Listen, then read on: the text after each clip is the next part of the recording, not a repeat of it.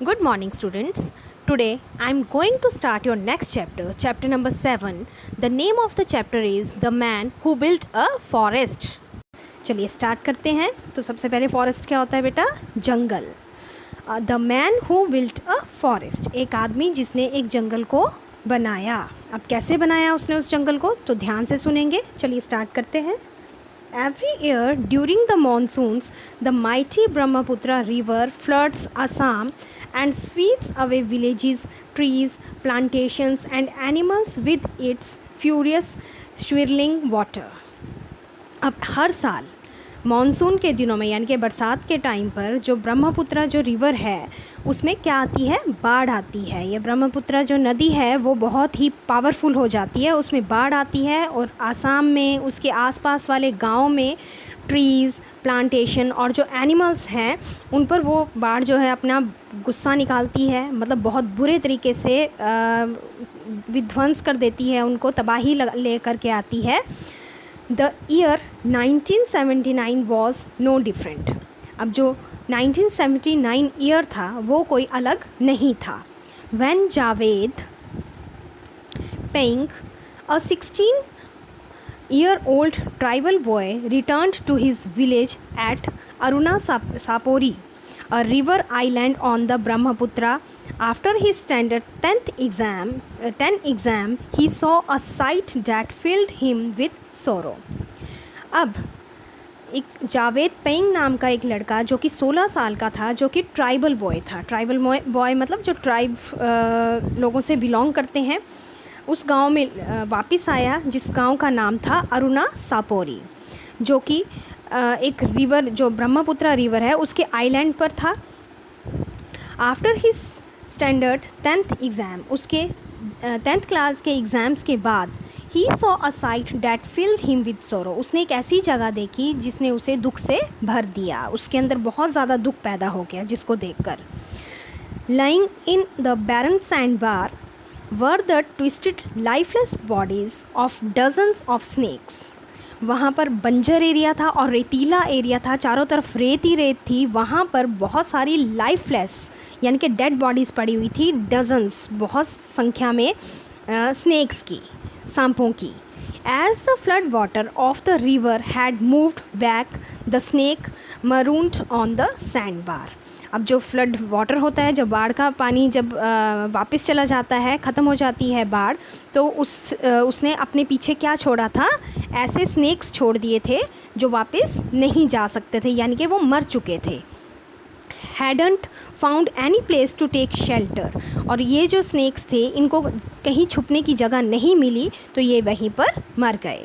Without a single tree और bush to creep under to protect themselves, वहाँ पर एक सिंगल बुश यानी कि एक झाड़ी या कोई ऐसी घास या कुछ भी ऐसा नहीं था जहाँ पर ये अपने आप को प्रोटेक्ट कर सकें, अपने आप को बचा सकें from the scrolling heat. Scrolling heat होती है बहुत ज़्यादा गर्मी में, एक तो सूरज की गर्मी होती है, अब रेत जो है वो ज़्यादा गर्म हो जाती है, और रेत कहाँ से आई? फ्लड में आई, वो बाढ़ में आ गई थी वहाँ पर रेत, और उससे जो गर्मी से जब वो स्नेक्स को छुपने की, अपने आप को बचाने की कोई जगह नहीं मिली, तो वहाँ पर the snakes had all perished, वहाँ के पर जो स्नेक्स थे वो वहाँ पर मर चुके थे। Javed Payeng wept as he gazed at the lifeless forms of the snakes. अब जो जावेद पेंग का जो दिल था, वो मन था, वो रो पड़ा ये देख करके कि वहाँ पर मरे हुए स्नेक्स पड़े हुए हैं। He was so upset that he went to speak to the tribal elders in the village near by about what he had seen. अब बहुत ज़्यादा वो अपसेट हो गया, तो उसने क्या किया, जो वहाँ के गांव के जो ट्राइबल एल्डर्स थे, जो बड़े लोग थे, उनसे वो बात करने के लिए गया जो सीन उसने देखा था। The wise elders told Javed, और जो समझदार बड़े लोग थे उन्होंने जावेद से कहा that they had seen similar events take place on the sand bar year after year. उन्होंने जावेद से कहा कि वो ऐसा सीन जो है वो हर साल देखते हैं उस सैंड बार के ऊपर, उस रेतीली ज़मीन के ऊपर। Nothing can be grown on the sandy piece of land, they said to Javed. अब उन्होंने जावेद से कहा कि उस रेतीली ज़मीन पर कुछ भी पैदा नहीं होता है एक्सेप्ट परहैप्स बैम्बू, परहैप्स मतलब शायद, एक बैम्बू के अलावा, बैम्बू एक बांस का पेड़ होता है, उसके अलावा वहाँ पर शायद और कुछ भी पैदा नहीं हो सकता है. Then touched by Javed sorrow his earnest desire to help. अब जो जावेद का हार्ट था वो सौरों से भरा हुआ था, दुख से भरा हुआ था, और कुछ करने की चाह, हेल्प करने की चाह उसके मन में तीव्र इच्छा पैदा हुई. द एल्डर्स गेव हिम, उसकी तीव्र इच्छा को देखते हुए जो एल्डर्स थे, जो बड़े लोग थे, उन्होंने 20 bamboo shoots and some seeds, उन्होंने उसे 20 बैम्बू के जो शूट्स थे, छोटे छोटे पौधे थे, वो दिए, और कुछ सीड्स दिए, कुछ बीज दिए उगाने के लिए. Go and plant them on the sand bar your self, they said, उन्होंने कहा जाओ और तुम अपने आप उस रेतीली ज़मीन पर ये चीज़ें उगाओ. Javed realized that he wouldn't get any more help from the villagers. अब जावेद को पता लग चुका था, वो उसने महसूस कर लिया था कि इससे ज़्यादा गांव वाले उसकी और कोई मदद नहीं कर सकते हैं. So a sad and pensive Javed planted the bamboo shoots on the sand bar. अब दुखी मन से और जो जावेद था उसने बैम्बू शूट्स को उस रेतीली ज़मीन पर बो दिया, मतलब सीड्स को लगा दिया. He was so pleased when they took root and started to grow. अब जावेद बहुत खुश हुआ ये देख करके कि कुछ समय बाद जो उसके शूट्स हैं, रूट्स हैं, वो धीरे धीरे ग्रो करना शुरू कर दिया है, यानी कि वहाँ पर उगना शुरू हो गए वो. That he decided to plant other varieties of trees on the sandbar by himself. तब उसने ये डिसाइड किया कि अब वो अलग अलग वैरायटी के जो पेड़ हैं उनको भी वहाँ पर ला करके अपने आप उस रेतीली ज़मीन पर उगाएगा. He collected and planted teak, silk, cotton and more bamboo saplings. उसने बहुत सारे प्लांट्स इकट्ठे किए. अब किस चीज़ के उसने इकट्ठे किए? टीक के, सिल्क कॉटन के, और ज़्यादा बैम्बू की जो सैपलिंग्स थी उसने वहाँ पर कलेक्ट करी. It was very hard tiring work, ये बहुत ही ज़्यादा मेहनत का और थकावट वाला काम था. Javed transported termites, earthworms and red ants to the sand bar. अब जावेद ने वहाँ पर क्या लेकर के आया उस सैंड बार में? टर्माइट्स, छोटे छोटे कीड़े, जस्ट लाइक दीमक, जैसे दीमक होती है उसकी तरह, अर्थवॉर्म्स, केंचुए, एंड रेड एंड्स, और रेड कलर की चींटियाँ वो उस सैंड बार पर लेकर के आया, उस रेतीली ज़मीन पर लेकर के आया. Because he new that they would बरो इनटू द हार्ड रॉकी, क्योंकि वो जानता था. वो क्यों लेकर के आया इनको, अर्थवॉर्म्स को, टर्माइट्स को, रेड एंड्स को क्यों लेकर के आया? क्योंकि वो जानता था कि ये जो चीज़ें हैं ज़मीन पर छोटे छोटे होल बना करके, जो रेतीली ज़मीन है, rocky surface making the soil porous, fertile and easy to plough. और ये जो चीज़ें हैं ये ज़मीन के अंदर छोटे छोटे होल बना करके ज़मीन को क्या करती हैं? पोरस करती हैं, फर्टाइल बनाती हैं, और ईज़ी टू प्लो, और ताकि उनके ऊपर ईजीली हल चलाया जा सके, यानी कि उपजाऊ बनाने में ये हेल्प करती हैं ये चीज़ें. The red ends bit his hands and legs many times. अब जो रेड एंड्स थी, जो लाल चींटियाँ थी छोटी छोटी, उन्होंने जावेद के हैंड्स पर, लेग्स पर बहुत बार काटा. But Javed ignored the pain, लेकिन जावेद ने उस पेन को इग्नोर किया, महसूस नहीं होने दिया. And carried on his work with all his heart and soul, और अपना काम जो था पूरे दिल के साथ, पूरे जोश के साथ उसने जारी रखा. Slowly the trees that Javed planted started growing. अब जल्दी ही जावेद ने जो पेड़ वहाँ पर उगाए थे उन्होंने ग्रो करना शुरू कर दिया. एंड स्प्रेडिंग आउट, और वो फैलने लग गए. Javed couldn't water all the trees by himself. अब जावेद जो था वो अपने आप इतने सारे ट्रीज़ को पानी नहीं दे सकता था. सो ही बिल्ट अ बैम्बू प्लेटफॉर्म. तो उसने एक बैम्बू का प्लेटफॉर्म बनाया. बैम्बू का जो पेड़ होता है उसके अंदर होल होता है, अगर उसको बीच से काटे तो बीच में होल होता है. तो उसने एक ऐसा प्लेटफॉर्म बनाया. On the top of each sapling, जितने भी सैपलिंग थे, जो छोटे छोटे प्लांट्स लगे हुए थे, उनके ऊपर उसने बैम्बू इस तरह से सेट कर दिया. ही placed earthen pots with small halls in these. अब उसने बीच में एक अर्दन पॉट, मतलब एक मटका लगा दिया, जिसको उन होल्स के साथ, बैम्बू के होल्स के साथ अटैच कर दिया.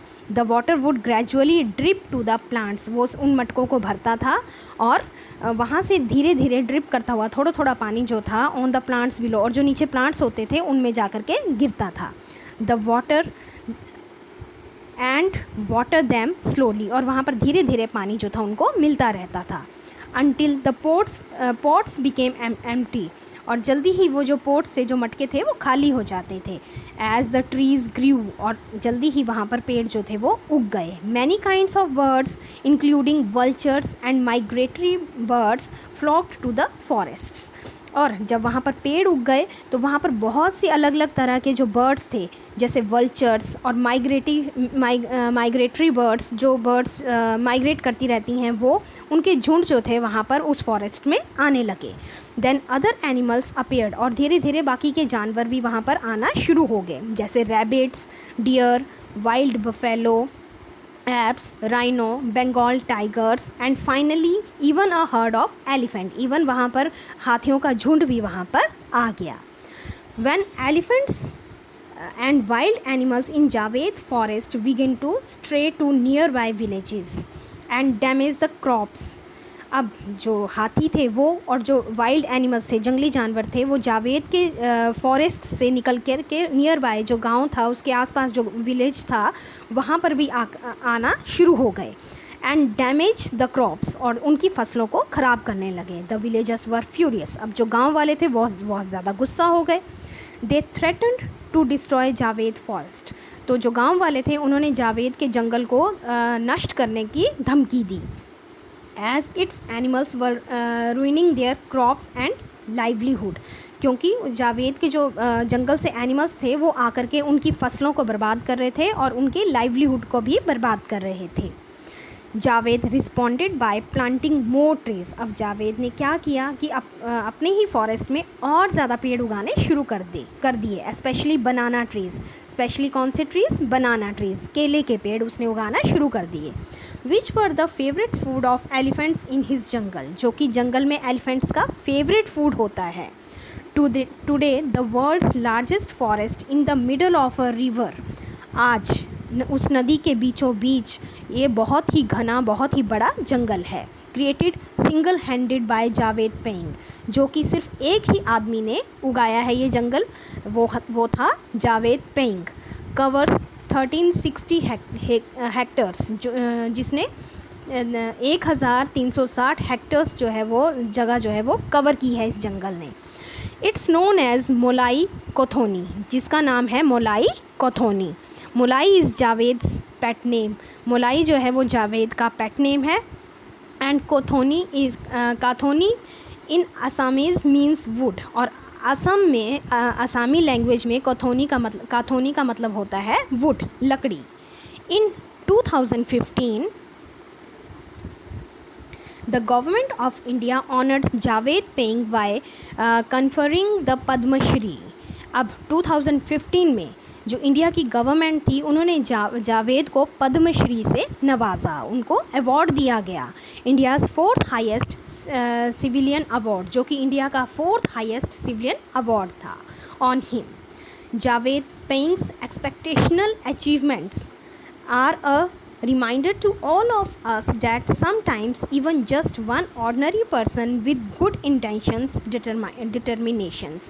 अब जावेद पेइंग जो था उसकी ये अचीवमेंट थी, उसने सबको ये चीज़ जतला दी कि इवन एक ऑर्डिनरी मैन जो होता है, एक साधारण सा व्यक्ति जो है, अगर उसकी सोच अच्छी है तो वो भी and will power can bring great change to the world. उसके पास भी ये पावर होती है कि वो संसार को बदल सकता है. तो ये थी आपकी स्टोरी.